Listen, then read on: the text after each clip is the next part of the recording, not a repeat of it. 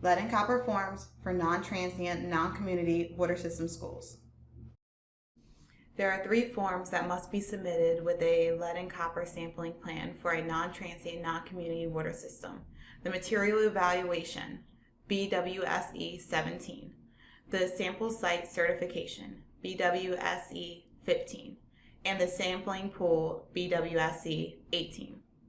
I will discuss the material evaluation form, BWSE 17, in detail in the next slide. When you receive a request from the state, BWSE 15 forms are to be representative of the last sampling event. The BWSE 18 form is used to outline the sampling pool for future sampling events. Please be aware that there is a BWSE 14 form on our website, but it is only for community water systems. I am only going to go through all of the forms required for non-transient, non-community water systems. The Material Evaluation Survey, BWSE 17, is very similar to the plumbing profile done for the New Jersey Board of Education lead sampling requirements. You can use the information you gather to complete the plumbing profile to complete the BWSE 17 form, or you may submit the plumbing profile in lieu of the BWSE 17 form. A lot of older schools have ongoing plumbing renovations and may have added new additions. Therefore, it is important to document all additions and alterations to the school and the year they were conducted. This information is necessary to identify tier designation of sample sites and the location of lead solder present in the school.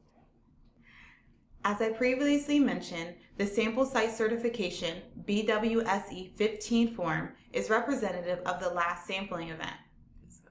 An individual BWSE 15 form must be completed for each of the sampling sites sampled in the last sampling event under the lead and copper rule, even if the site no longer is going to be used in the future.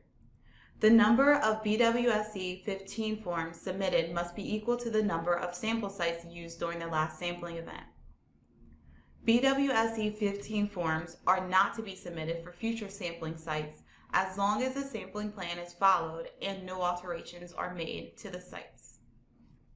The BWSE 18 is to list the sampling pool for future sampling events.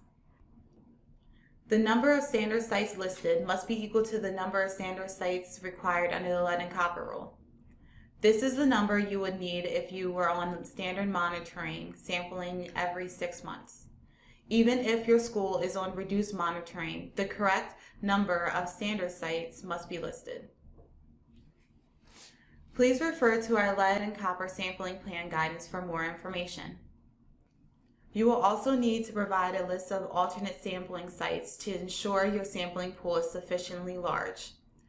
The system should list all available sampling sites meeting the tier and sample criteria so that an alternate sampling site can easily be identified if a site is decommissioned or altered.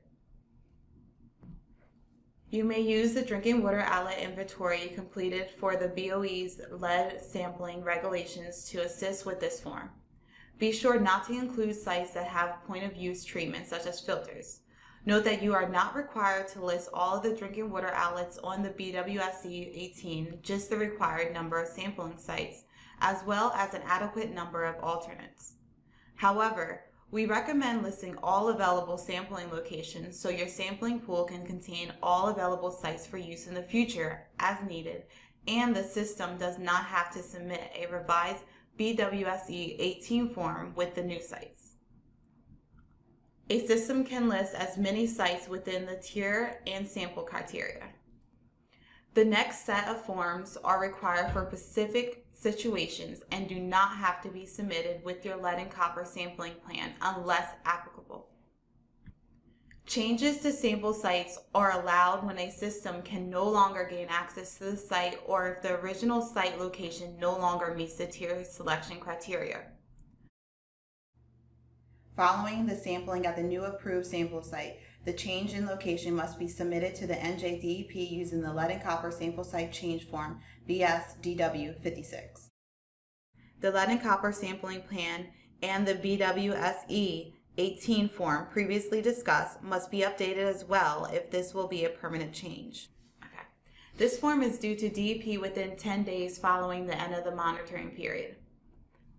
As a result of developing your lead and copper sampling plan, if your sites have changed, you do not need to submit this form for the first monitoring period following the plan's approval. DEP will be aware of these changes. The first column of this form is the original sampling site that you would like to change. The following 3 columns pertain to that original sampling site. The tier, if it has a lead service line, and the most recent lead result. The 5th column of the form is for the new sampling site that you change to and will continue to use for future sampling. The next 3 columns pertain to the new sampling site. The tier, if it has a lead service line, and the most recent lead result. The 9th column of this form is referring to the distance between the original and the new sampling site. The lead and copper rule requires the replacement site to be as close to the original site as possible. The last column is asking for the reason the original sampling site was changed to the new sampling site. The non-compliance lead and copper tap monitoring form BWSC 16 is used to report results not being used for compliance. Under the lead and copper rule, there are only 2 situations when a sample cannot be used for compliance. The first situation is when samples are collected outside the compliance window of the monitoring period. For example, if the system is on annual monitoring and additional samples were collected outside of the June through September window. Note that for systems on triennial monitoring, the compliance window is June through September of the 3rd year. For example, if Drinking Water Watch illustrates a triennial monitoring period of 2017 through 2019, you must sample June through September 2019. The second situation is for samples collected from a site that does not meet the system's tier criteria, even if collected within the compliance window. For example, the system sampling pool consists of all Tier 1 sites. An additional sample was collected from an other site within the compliance window.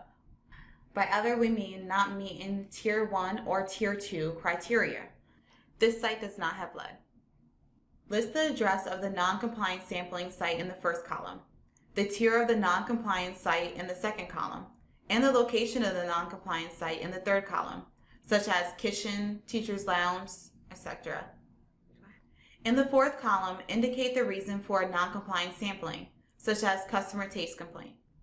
Then list whether the site was analyzed for lead and/or copper. In the next column, insert the sample result, and then whether it was a first draw sample, meaning no water was used prior to the collection, or a flush sample, meaning the outlet was turned on and allowed to run water for a period of time prior to sample collection. The last column is to indicate if the non-compliant sample site is in the sampling pool. The Customer Notification Certification BSDW 54 form is required every time the system conducts lead and copper sampling. It must be submitted to DEP with a copy of a completed notice within 3 months following the end of the monitoring period.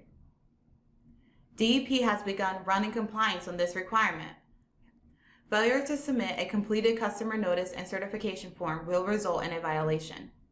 Note, customer notification templates are available on our website.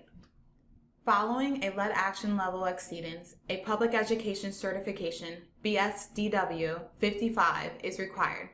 The BSDW 55 form must be submitted to DEP within 10 days after implementation of any public education requirement. The difference between this form and the previous form is that the BSDW 55 public education form is only required following a lead exceedance and implementation of the public education requirements. The BSDW 54 is required following every lead and copper sampling event.